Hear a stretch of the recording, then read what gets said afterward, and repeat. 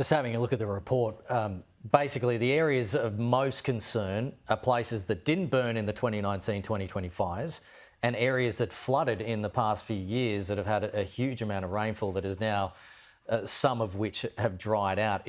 Am I right in saying that? Is that a good assessment? Yeah, that's a good assessment. So where those rains fell, we've had prolific growth of grasslands, often in areas that were too sparse to burn. For example, Western New South Wales to the west of Cobar, but lots of grass there now. I was out there recently. We're getting fires already in New South Wales in the northern tablelands from Kempsey on the north coast north. It's very, very dry already. There's a lot of fuel in the areas that didn't burn.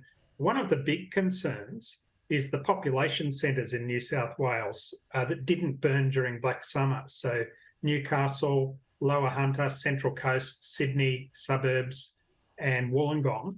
Lots of fuel out there. I'm a volunteer firefighter in the northern suburbs of Sydney, and huge concerns because we haven't been able to do hazard reduction burns. It's just been too wet. So we'll be watching that really carefully. Yeah, well, just on that, I was at the RFS headquarters yesterday in New South Wales just doing some training ahead of this season that's coming up. And they were telling me that, yes, they are behind in hazard reduction burns. And it just seems like the window to do hazard reduction burns just gets smaller and smaller every single year. Is that a thing we're seeing in other states as well, that we are behind in hazard reduction? Yes, we're being squeezed at two ends. It's and this is an impact of climate change that scientists have identified over decades. The fire seasons are becoming longer. So I said before, we're having fires in northern New South Wales now. It's August. In previous years, the bushfire danger period didn't really kick off till October.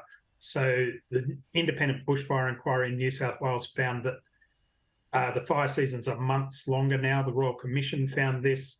And the conditions suitable for burning are just being squeezed. It's either too wet or too hot and windy, and it's too dangerous to burn. So it's very, very difficult to get those burns done. Where I am, it'll be dry for a week and then we'll get maybe 5 millimetres of rain, and that just stops you burning for another 2 weeks because it's too wet. So very frustrating, very worrying. Yeah, you've got the grass fires potentially across much of the Northern Territory, but the report really singled out Queensland, saying that bushfires are expected to be, quote, destructive across parts of Queensland this spring. So is that going to continue into summer as well?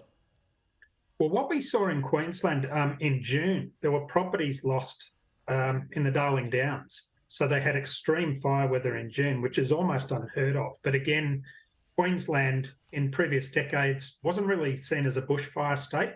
The main hazard there was cyclone.